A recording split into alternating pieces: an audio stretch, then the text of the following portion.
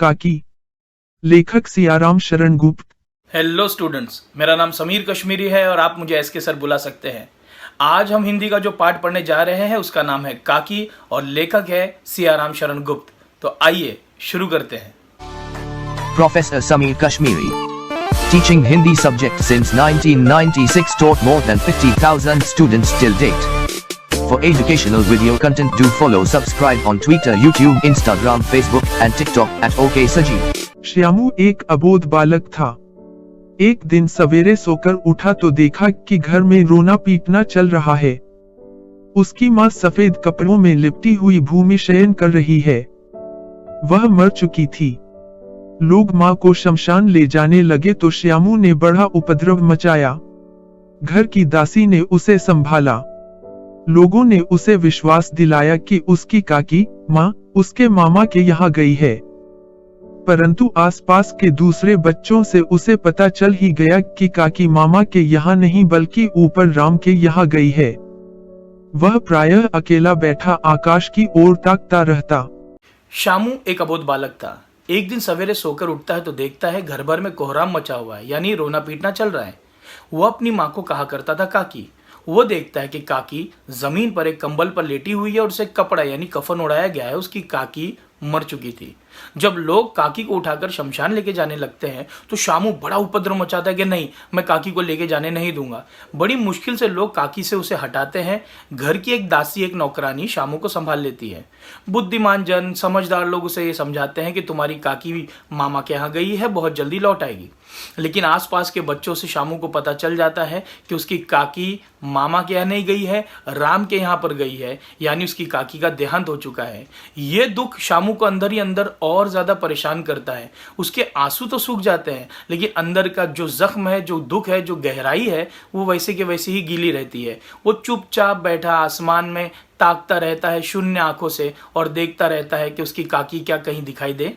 नींद खुलना, नींद से जागना, कोहराम मचना, रोना, मातम करना, भूमि धरती, शयन सोना, करुण ढंग से दुखी होकर विलाप करना, रोना, उपद्रव मचाना, परेशान करना, बाधा डालना, कठिनता, जटिल, मुश्किल, दाह संस्कार, मृत शरीर को जलाने की क्रिया, दासी, नौकरानी, आवरण, पर्दा, अबोध, नादान, अज्ञानी, रुदन, रोना। एक दिन श्यामू ने आकाश में उड़ती पतंग देखी और प्रसन्न होकर अपने पिता विश्वेश्वर से पतंग मंगाने को कहा।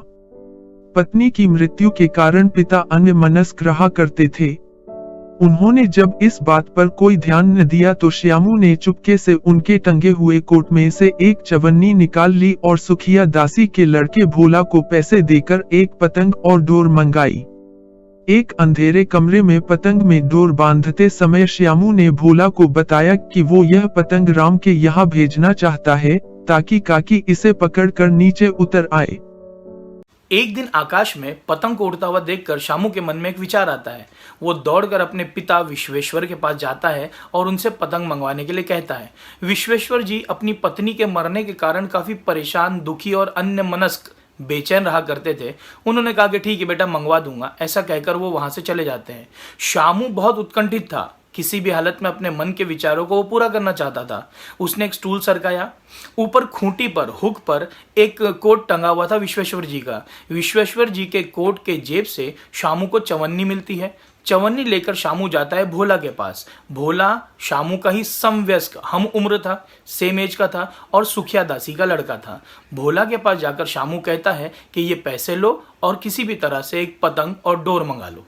पतंग और डोर मंगाई गई। शामू और भोला एक अंधेरे कमरे में बैठकर पतंग में डोर बांधने लगे। शामू ने भोला से कहा कि अगर तुम किसी को बताओ नहीं तो मैं तुमसे एक बात कहूं, ये पतंग मैंने इसलिए मंगाई है ताकि इस पतंग को उड़ाकर मैं राम के पास भेजूं और वहां पर काकी इस पतंग को पकड़े और उन्हें मैं धरती पर नीचे ले आऊं।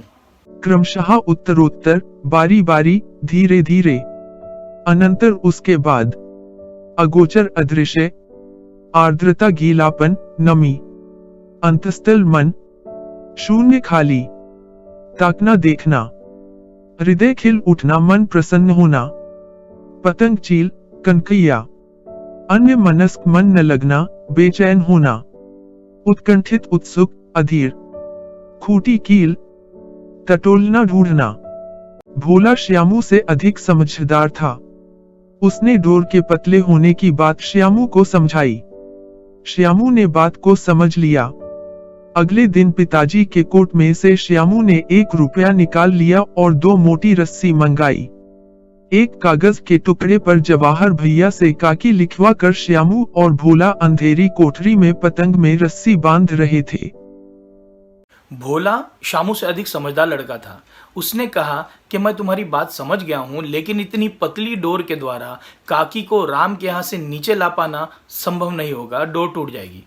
शामू अब परेशान हो गया कि नई रस्सी मंगाने के लिए उसके पास पैसे नहीं थे। घर के लोगों से वो कुछ मांग नहीं सकता था, क्योंकि उसका मानना यह था कि घर के लोग बिना दया माया के उसकी काकी को जला आए हैं तो वो कुछ देंगे नहीं। शामू रात भर जागता रहा, उसे नींद नहीं आई। अगले दिन फिर उसी योजना पर उसने काम किया, तरकीब अपनाई। स्टूल पे चढ़ा, विश्वेश्वर जी के कोट से 1 रुपया चुराया। शामू ने भोला को पैसे दिए कि 2 मोटी मोटी रस्सी मंगा लो, क्योंकि 1 रस्सी ओछी पड़ेगी, छोटी पड़ेगी। जवाहर भैया से एक कागज पर शामू ने लिखवा लिया काकी। भोला और शामू एक अंधेरी कोठड़ी में बैठकर पतंग में रस्सी बांधने लगे। आविष्कार करना, प्राप्त करना, ढूंढ निकालना। समवयस्क समान आयु वाला। डोर, धागा, फंदा। गंभीर, संगीन, संजीदा। सुझाना, समझाना, बताना। दाम, रकम, कीमत, पैसा। दया, माया, करुणा, रहम। तरकीब, उपाय।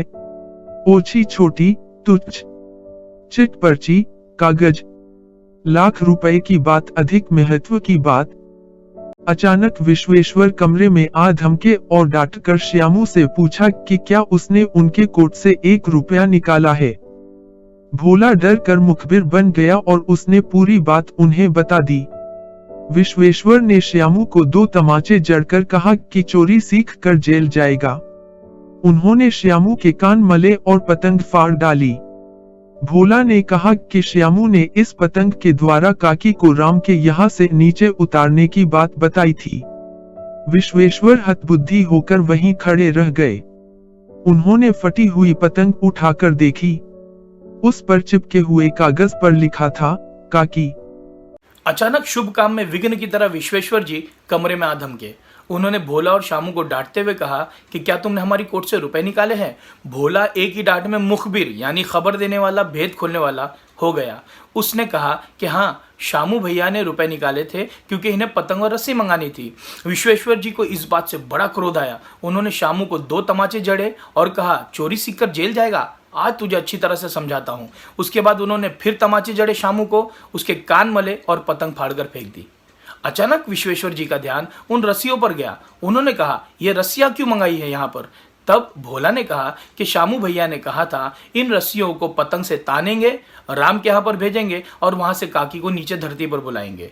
ये देखकर, ये सुनकर विश्वेश्वर जी हदबुद्धि रह गए। उन्होंने पतंग को देखा। उस पतंग पर एक कागज चिपका हुआ था और उस पर लिखा हुआ था, काकी। प्रफुल्ल, प्रसन्न। अकस्मात, अचानक। विघ्न, बाधा, रुकावट। उग्र रूप धारण करना, अत्यंत क्रोधित होना।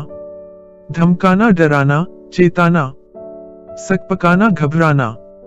मुखबिर, भेदिया, खबर देने वाला। तमाचा जड़ना, थप्पड़ मारना। मलना, मोड़ना, मसलना। तानना, बांधना। हतबुद्धि, चकित। मैं आशा करता हूं कि यह पाठ आपको समझ में आ गया होगा और इसके आधार पर आप परीक्षा में अच्छे अंक ला सकेंगे। जाने से पहले एक निवेदन, चैनल को सब्सक्राइब करिए और फॉलो जरूर करिएगा। अगली बार फिर नया पाठ लेकर हाजिर होऊंगा आप लोगों की सहायता करने के लिए। तब तक के लिए अपना ख्याल रखिएगा। आज के लिए इतना ही। काकी। लेखक सियाराम शरण गुप्त।